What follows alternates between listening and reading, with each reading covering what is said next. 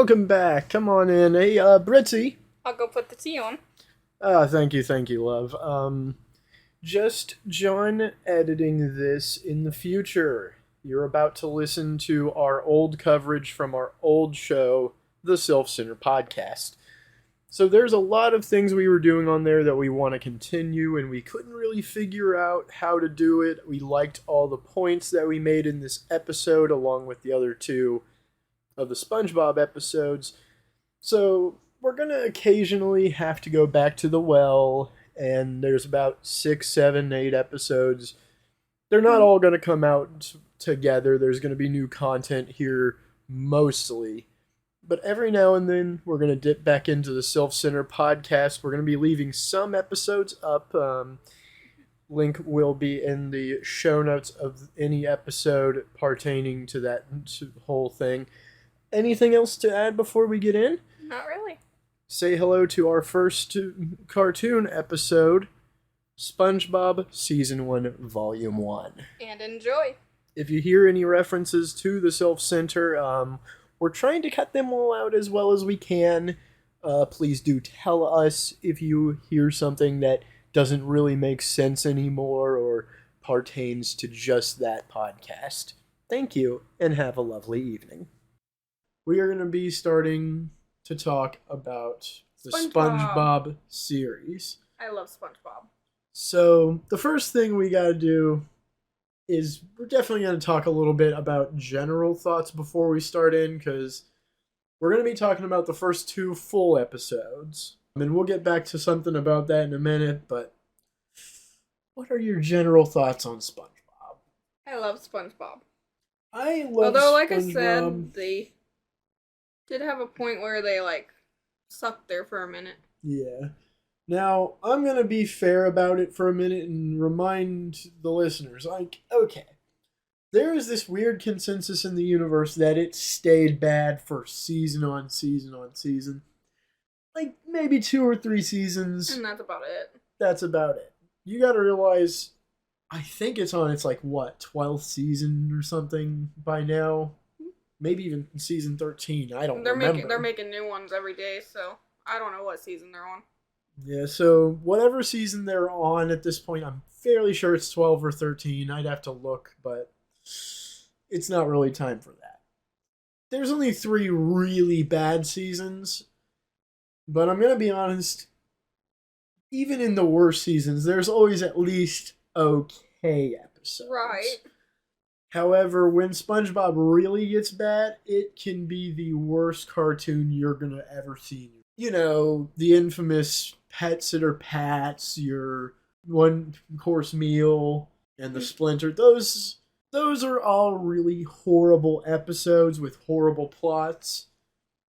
And I'm not going to go into them. Maybe someday we'll do a most infamous episode of SpongeBob type deal where we look at the worst episodes.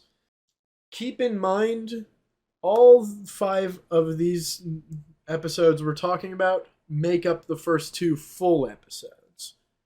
With that laid out, Fritz, I think it's about time that we put up our Help Wanted sign, because it is time to talk about Help Wanted. This is a really good first establishing episode for a lot of different reasons. It's not my favorite, but it's a really good episode. Honestly, its strength really lies in the fact that it doesn't require you to just believe that everyone's meeting each other for the first time.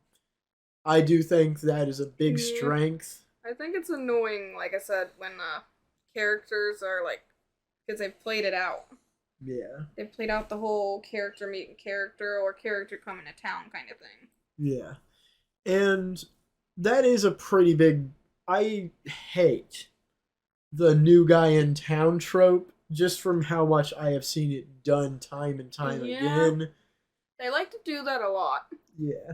And I'm going to be fair, they do actually bring a new character to town, I think. Hell, yeah, they do. And it's in one of these episodes we're going to talk about, but... They don't do it in an annoying way, though. Yeah. In fact, it's such an interesting thing that I'd even say that what we're about to talk about there is one of the best moments in the series. But going back to Help Wanted, there's a lot of kind of okay jokes here and there.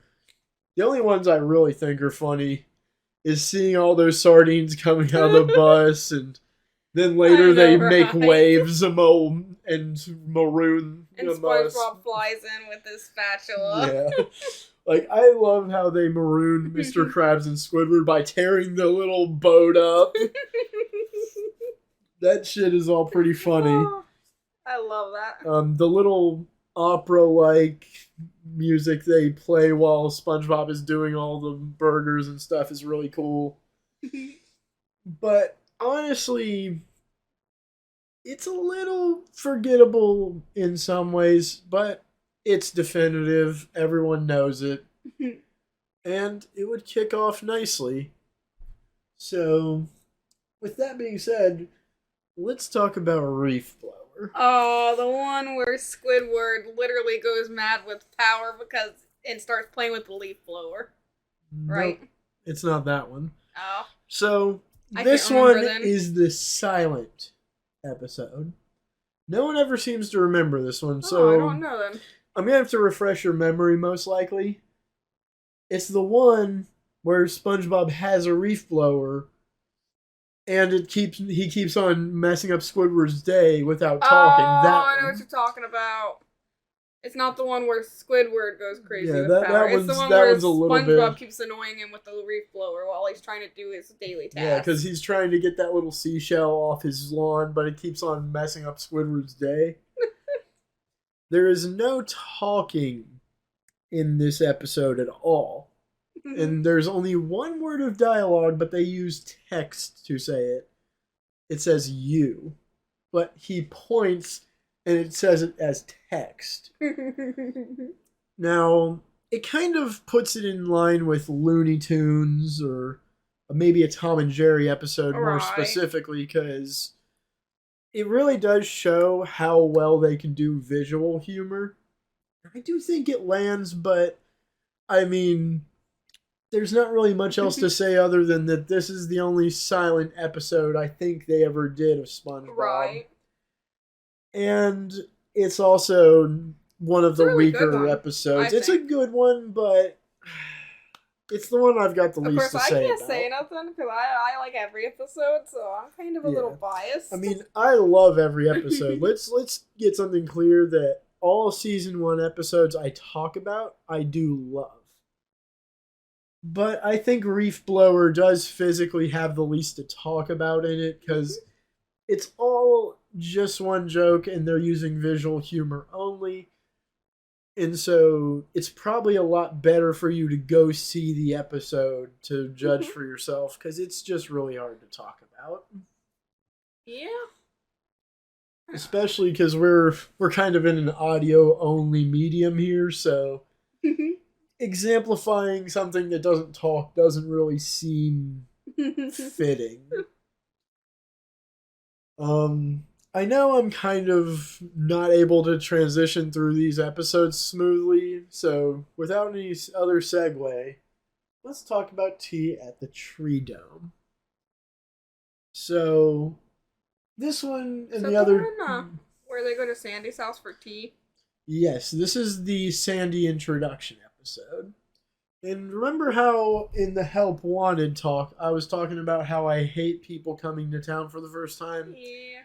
This episode personifies a good version of that. Like how to actually do... You're right. How to actually write in the characters, right? Yeah. It shows that who knows how long Sandy could have been there before SpongeBob met her. She seems to have been well established. She has the tree dome, but it's a little farther off the beaten path, so Right, it's not it's exactly very in town. believable that SpongeBob would not know that. Right, I was gonna say it's not exactly in town. It's kind of like on the outskirts of Bikini Bottom. Yeah. And they don't act like they know each other in any sort of way. He watches her beat the crap out of a giant clam, if I think it was. I think so. And then she's like trying to hold that clam open, and he tries to go and save her from it snapping down on her and gets himself caught. And then she has to save him. Yeah. I think she just karate kicked that thing into the moon, didn't she? She was freaking, like, it was thrown miles. Yeah, that's what she did. That shit was funny to me. It was funny. She, like, gave it a good football kick and it started spinning real fast. Then she just whacked it out of the reality. Makes me think of another episode that we're not going to talk about right now because it's not part of this. Yeah. Honestly, I really do love how they just introduce SpongeBob and Sandy. And I think their relationship, I don't even think, even if it wasn't in some kind of romantic way, I think their friendship is the best friendship in the whole series, easily. Hey, they could have made them get married later on in life. Well, if we counted Truth or Square, which I don't, by the way, because Truth or Square is shit, then there has been a canonically loose, like, what-if scenario where they did get married. Yeah, but that was only for a play. Yeah. But honestly, I do think their friendship is even better than SpongeBob and Patrick's, because whenever SpongeBob and Patrick get together, they do stupid crap. Even though it's ultimately supposed to be SpongeBob and Patrick being best friends, it's a very nice friendship. Mm-hmm. But in later seasons, you're going to find that when they get together, they cause havoc and really don't make people like them in any way. They are unlikable together eventually. Especially for Squidward, because he always has to deal with them. Yeah. And so that kind of keeps me from thinking that is a good relationship. Like, literally, when I was a kid, I hated Squidward. And now that I'm older, I'm like, I get it. Yeah, I understand. Man, I relate to Squidward, so I love Squidward.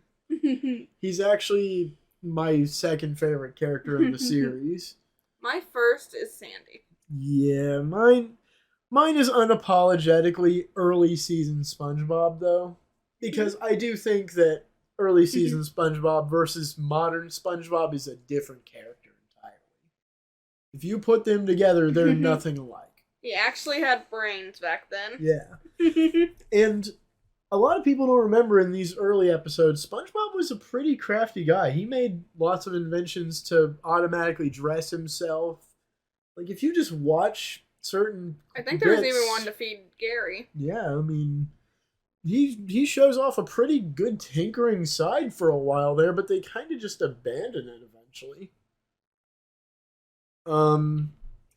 Honestly, this episode, which we went on a tangent there, but Tea at the Tree Dome is a really sweet episode. It really does set them up as best friends or just friends forever. I feel like there are some things where if you experience certain things, like maybe it be a traumatic experience with people, whether it be an unforgettable night, that's what this whole thing feels like. It feels like it is setting a friendship up for the rest of their lives. And it never fades away throughout the series, and I think it is a beautiful way to start it off. Okay, so Bubble Stand. Bubble Stand is one of those episodes where stuff just kind of happens.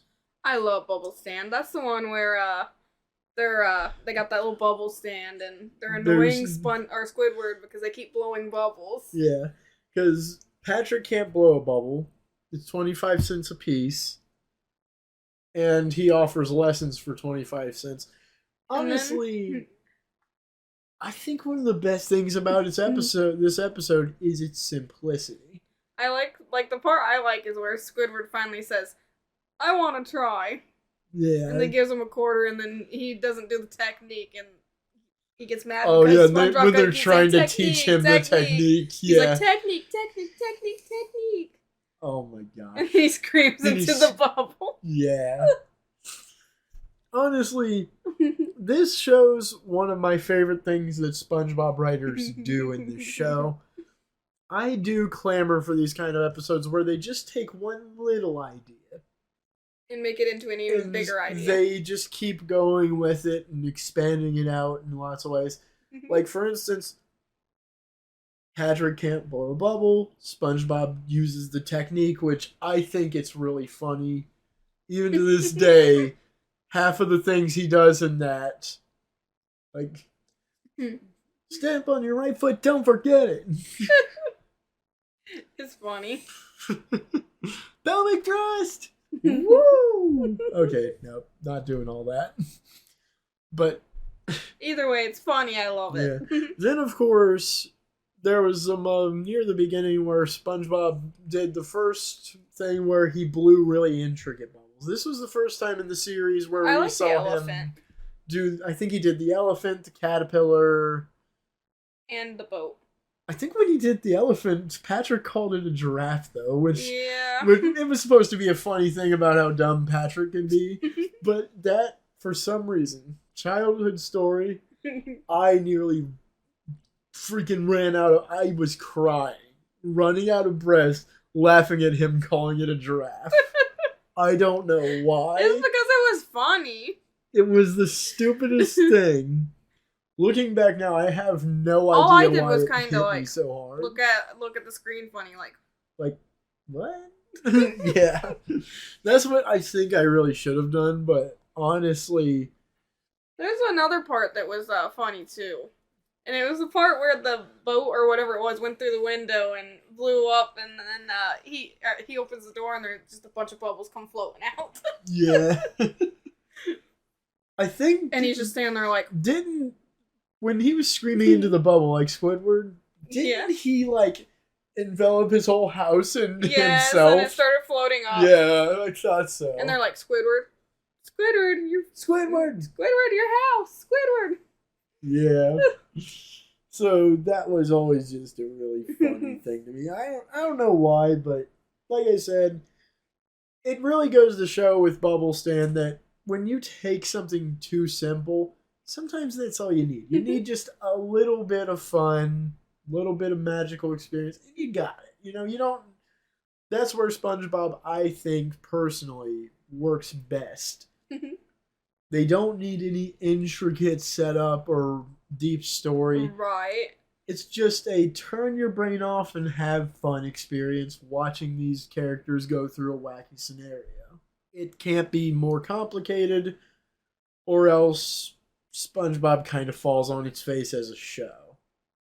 That's the kind of stuff that happened in the bad seasons of SpongeBob, is they tried to go too big or too gross. Alright, sorry about that cut, guys. We were kind of burning through the first 5 episodes so quickly. That we added a few more. Yeah, we added like 2 more episodes. The next one's my favorite. Now, this next one is a lot like the last one, where there's actually a lot more to talk about, and I got a lot to say about the next 2 after that too. So there's now a total of 7 episodes, and it covers all the way up to the 3rd full episode. So now, season 1, episode 1, 2, and 3 are all on this episode. Sorry if it's confusing, but we were burning through them quickly, even though there is a lot to say. So we had to add a few more, but... Yeah. But honestly... Ripped Pants is my favorite. Ripped Pants is a masterpiece of a SpongeBob episode, for a lot of reasons. See, like, on the episode, he kept going to the beach, or he was at the beach, and he kept, like, ripping his pants. And so finally, did it too much, and... People stopped thinking he was funny, they thought it was annoying, and people and they got hang upset with him. because he faked his death, yes. I think, right? Yeah. Yes. Now... He faked drowning, and it really upset Sandy. Yeah. Now, I call this a masterpiece of an episode, and it's right up there with Band Geeks for me because of one reason. It shows every strength that SpongeBob has as a show. It's funny, it's charming, it has an amazing music number, which I love that music number. This show can have some damn good music sometimes. I do like that song that they have on that episode. It's awesome. Yeah. It has a moral, which I think this might be the first moral episode where there is something to learn from it to take with you. You learn something by watching this episode, personally. Yes, I love that episode. And the visuals are hilarious at times. Like the pants that walks off. Basically, the pants say, "I'm done," and they leave. Yeah, because they're like, sorry, you're on your own. They just get up and walk away. Yeah. We blew it, pants. What do you mean, we? Yeah, he said, "What do you mean, we?" And then he walks away. Yeah. So I'm gonna break this episode down a little more than all of the others because there's a lot to say here. So first of all, the visuals. Now there is a lot of cool stuff to see in this episode. It's a very visually busy episode. In fact, if you want to, I would suggest that you take about 2 or 3 viewings of this pretty close together and see all there is to see here because there's a lot of pretty visuals And really good episodes. This starts off with SpongeBob playing with Sandy, which is a little ironic, but there's lots of cool stuff. He mocks Squidward with a big giant phone made out of sand. Oh, is that this one where he mocks him and he says something that Squidward would say, and he says, "Well, it's true." Yeah. I can't remember. They do a lot of puns. I might be thinking of a different one, but it was funny as well. They do a lot of puns with sand in this by making sand into all sorts of different fun shapes. And it just looks really funny and cool. Now that I think about it, the one I was thinking of was the one where they were surfing, but oh well. The plot is pretty good. It's got a good storyline. I think that the characters getting a little upset about the ripping pants thing. They don't do it enough to make the episode itself annoying. Right. But they do it just enough to where you understand why the characters are getting annoyed with it. The moral, of course, is just be yourself, and everyone who needs to like you will like you. I mean, it's a good moral for kids to learn that, like, you just gotta be yourself. It's a lot better moral than most of the new cartoons as well. Yeah. That are coming out. And, of course, the number one thing to talk about in this episode is the Rip Pants song. I mean, I love that song. It was so memorable. I mean, it has lived rent-free in my head It's for the all one where these it says, years. when SpongeBob, or no, it's when Big Larry came just to put him down. Then SpongeBob Big turned into a Larry clown. came round just to put him down. SpongeBob turned into a clown. And no girl ever wants to dance with the fool who ripped his pants. Yeah. Now, I funny love enough, that song. You know what that song always puts me in the head of now that I'm older? It sounds like a Beach Boys song. It does. But it's so good for it. I was gonna say, it does. I like the Beach Boys, though. The aesthetics are nailed. The I song like is the song for that awesome. reason. And I do think that it definitely... It's not the best song in the series. Everyone it's knows. not the best song in the series. Everyone knows that the a good Band song. Geeks song is Yes. the most awesome. That one was awesome. Like, spoiler alert on if you wanted to know my favorite song later on. Sorry, it's the one from Band Geeks. That's my favorite. It's everyone's favorite. The other, or the one from the Rich Pants is awesome though too, but it's not my favorite. Yeah, it's far from the best though. Like SpongeBob, it is a really good one though. It's always had good music, anyways. I mean, even down to background music. Even down to the theme song, I love the theme song. Yeah. Also, they do use a lot. Like, in fact, I think you know this one is some of the Mr. Krabs themes. One is based on What Will We Do with the Drunken Sailor, which is really freaking funny. I love that song.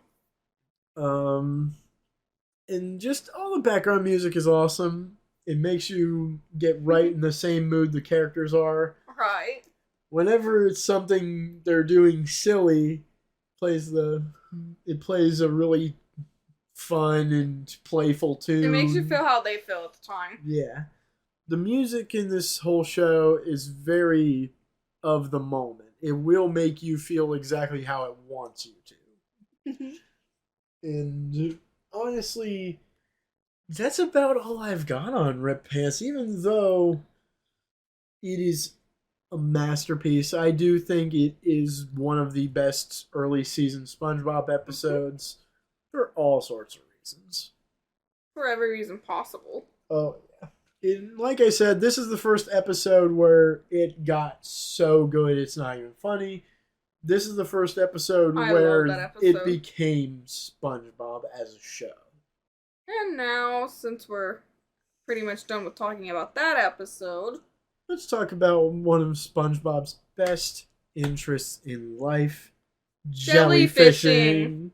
So jellyfishing, it's a very this is the first one where I think I don't perfectly remember the episode. I just remember the episode. You know what I mean? Because there's a few like that for me because I haven't seen the first season in such a long time. now, for those of you who don't remember, because it's a very generic. This is the first generic episode, I think.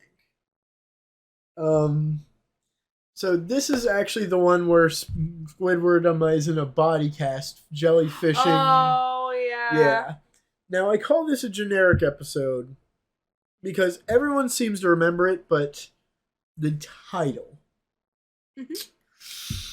I really wish they would have named it something else. I really do. This is the first episode title where I had to remember look this one now. to see which one this one was. I remember this one now because he goes after a jellyfish that stings him.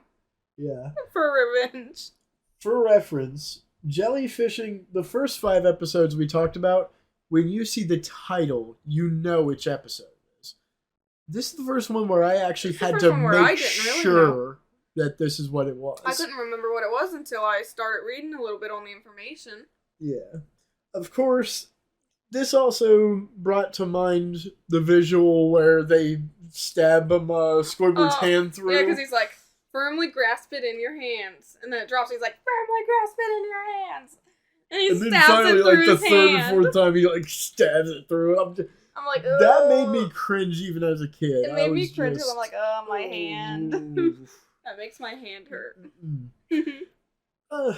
This is one of those moments where Patrick was trying to help, and this was a good time to mention Patrick is now kind of a cruel character. I really don't like modern Patrick. He's a little rude now. Yeah, but back in the day, you gotta bring yourself back to the day where he was ultimately harmless. He was just really stupid. There is a difference. Now he's a little smug and he does act like a total jerk. Like, if you guys don't know the difference between blind stupidity and being a jerkwad, trust me. Watch a season 1 episode, then go to season 7 and watch the first season 1 episodes where he was nice, and then go to skip the right down to 7, and you'll see how much of a jerk he's become. Yeah. And they always try to play it off as him just being stupid, but no. There's even an episode. Stupidity doesn't have nothing to do with it. Because there is an episode where I can prove it. It's the one where he gets that Mermaid Man card that he was going to give to SpongeBob. He literally says in the episode, in canonical words, "You know me, SpongeBob. You can't just expect my usual brand of stupidity." Now, you cannot tell me that he's not at least a little aware of himself there. He clearly knows he's being a nuisance and does nothing about it. But now I'm just ranting about something I hate about modern SpongeBob, so let's get back to jellyfishing. So, this is the first appearance of the queen jellyfish or any other jellyfish other than the generic ones. And I think it's a pretty fun little episode, but it really does not stand on its own 2 legs in terms of just telling you what happened. I remember what one it is now, because it's the one where, like I said, he basically pisses off the queen jellyfish, yeah. because he's sitting there banging the little jellyfish against against the queen jellyfish's side. I think what ends up getting him in that body cast in the first place Is a bike accident. is a bike accident that throws him over a cliff or something. So they try to help him, like, cheer up by taking him jellyfishing. And that gets him zapped. And then he's really mad and trying to get revenge on the little jellyfish. Yeah. One of the most notable jokes out of this one is at the end when they bring him the jellyfish he caught. And then he sicks it on him. He lets it out and lets it go and sting them. And then the queen jellyfish reappears and zaps him one last time to end the episode. Now, this is a lot like Reef Blower, where it's a good episode, but this one does have a very weak presence to talk about. It's kind of sad, though, because at the end he's like, ouch. Yeah. I'm a little sad there's not much to talk about in this one that's really all that great, but honestly, we now get to talk about Plankton. Now, longtime viewers of the show do know who Plankton is, but we're going to go backwards a little bit and remind you a few things about him in these early days. I love Plankton. Plankton used to have a much darker voice, a much deeper voice, and he used to be a lot more maniacal. He used to actually be a villain. I wish he was still, because I liked him better as a villain. Yeah, and honestly, he still is a bad guy. You just don't have that.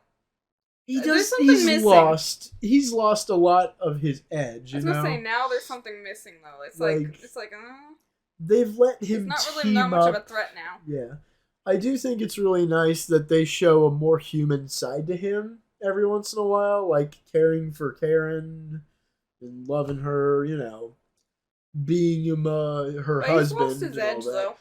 But yeah, like in this episode, you get to see him take out the record player for the first time while he's in SpongeBob's brain and play the little record. And it was the ABC song, but then he flipped it over. And it was that maniacal theme he used for the first few episodes he appeared in. Now, like I said, this was a pretty cool one because he takes control of SpongeBob's mind using a little controller that plugs straight into his brain. I thought that was a pretty cool little way. I didn't understand how that gave SpongeBob super strength because he punched through Squidward's wall, but with like it's nothing. So I'm just thinking like, what does that thing actually like? Does that thing have superpowers it gives you or something? Because I didn't understand that, but I do think it works for the episode. Honestly, the Krabs and Plankton rivalry was still really good back in these days.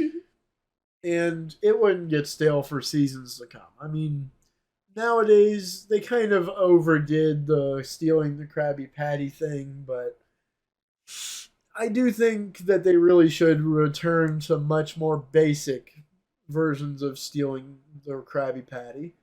They're doing really stupid ones now. Right. And I think that's where I take issue with Plankton as a character for a little while, but he does get better again, but there was a point where he really was just a one note, like, I just want to steal the Krabby Patty formula character. That's all he ever did. Now, as much as I wish I could say more, he gets trapped in his computer. Yeah, because I think the funniest thing is when he gets analyzed instead of the patty, and it says, Plankton, 1% evil, 99% hot gas. That part was funny. Oh man, it's a great episode. He was stuck inside a Karen. Yeah. And Karen, now I think this was let me look at the. Yeah, just because I do think this is the first time we saw Plankton and Karen, not just one or the other. He had never been around in the series yet. The good thing is that everyone, just like in the first episode, everyone kind of was aware of each other, except SpongeBob didn't know who Plankton was, Then again, he had just now started working at the Krusty Krab, so it is a little Right, believable that he wouldn't know. He was just now getting to know him. Yeah, this is the first time he went to steal the formula when SpongeBob was there. The thing I like about SpongeBob is every time they've introduced a new character, they didn't do it in such a way that it was annoying. Yeah. Every character is established into the series in a very organic way, and I think that's a strength of the early seasons. Mm-hmm. And I know you can't just keep adding new characters forever, but I do think some of my favorite episodes are the ones where they establish characters because they do work very well, I think. Right. Honestly, unfortunately, I think that's about all we've got for this episode. And pretty much the podcast. So, quick little thing is, I hope you guys have enjoyed this episode. Like I said, the new theme has been added to this episode, and when I go to release the podcatcher episode versions, it will be in episode 1 and 2 in those versions. So, hope you do like the intro music.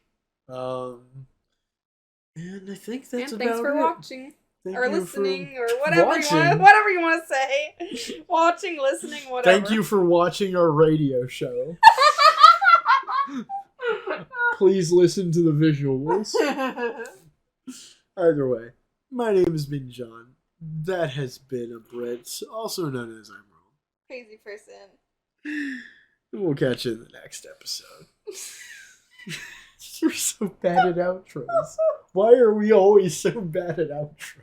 Oh no. Good lord. We're not good at openings either.